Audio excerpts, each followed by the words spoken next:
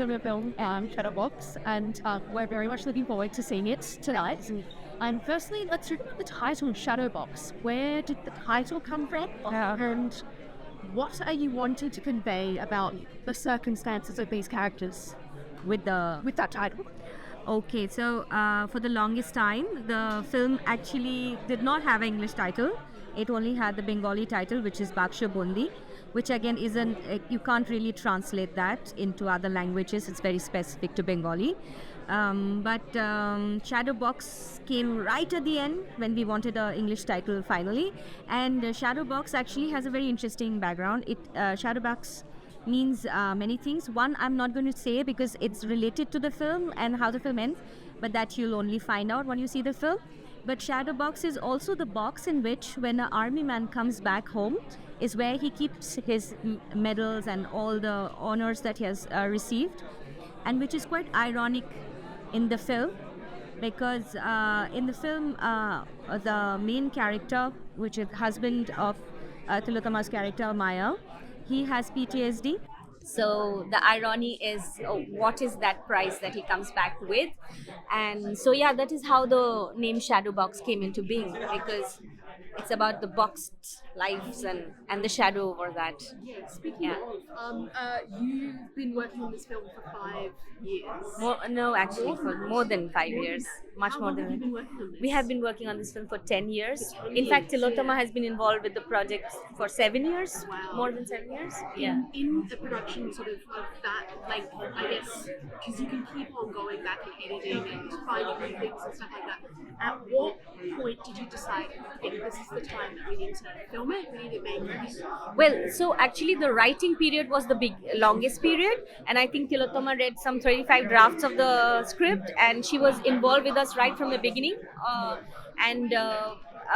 We took a long time to write the script because for many reasons. One, the COVID happened in the middle while we were writing, but also that because we know that we are making an independent film and we have to be very economical in many sense, and we had time in our favor.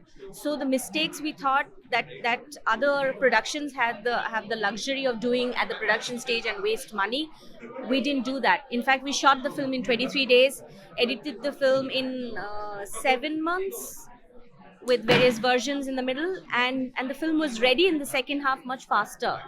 So we spent more time in writing, more time in course correcting, and all of Tilottama and some of our producers like Jim and Naren, and they were involved quite early, so they would give feedbacks on the script, and that would really help us to improve as we go forward.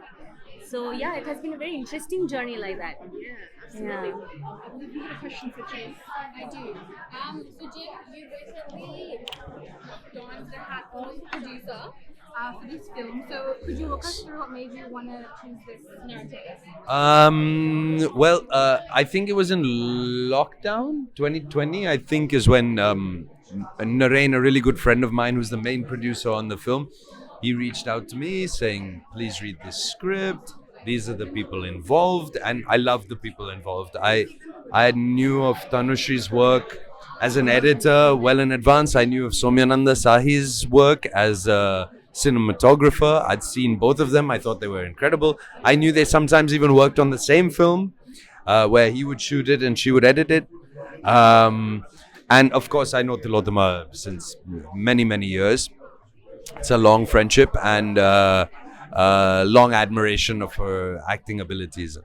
So that's what piqued my interest. And then once I read the script, I was sold. It read so beautifully and poetically. I liked that there wasn't all this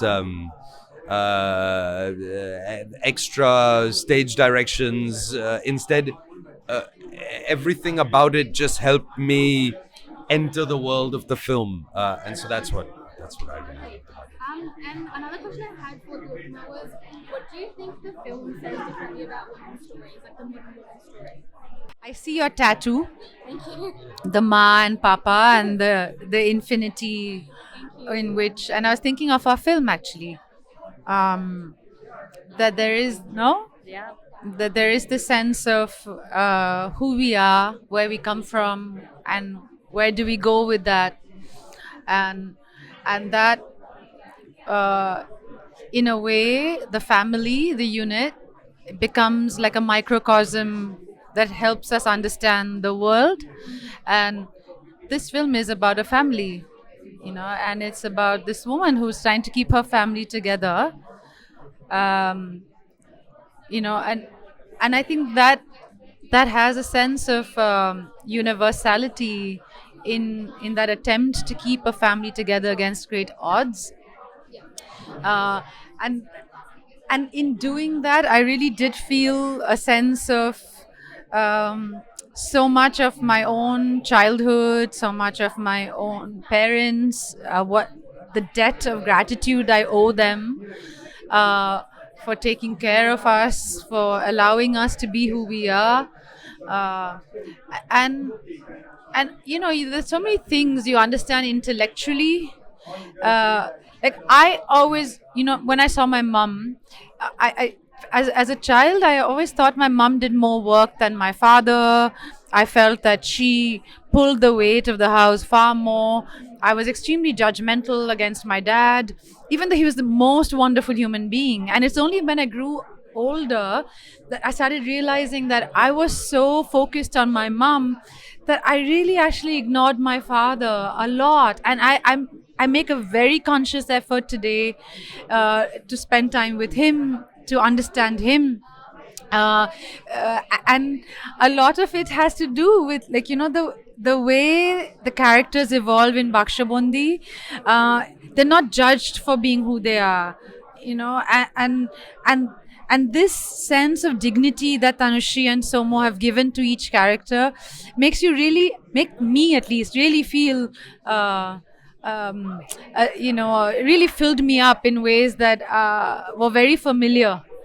And yeah, sorry, I'm absolutely rambling. I think actually that makes sense. Yeah, yeah. I was going to say, speaking of, there's a lot being said about, I guess the realism of the movie and the fact that it doesn't romanticize any sort of struggle or anything like that. Firstly, why did you want to tell this story, and how did you go about it? Like, what decisions did you make to try and tell it sensitively? Well, to tell a sensitive story, I think you just have to be compassionate and I think non-judgmental. And I thought it's very close to my heart. It's shot in my hometown where I grew up, and I left and I came back to make the film.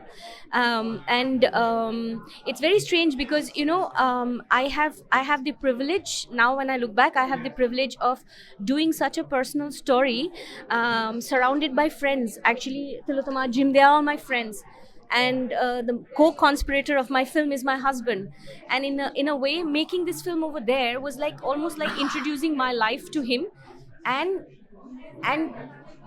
what I would say is very special is that as one did the film, and as we went forward, whether it was scripting and later making the film and editing the film and seeing it done, it has been a healing journey. And I'm answering it in a roundabout way is because I think when our intentions are correct in terms of the subject, and when you have compassion for things, I think other things fall in place, because the intention is not to make profit, not to make something flashy. It's just to say a story, is tell a story, and you tell it with compassion, and it just falls in place, I think.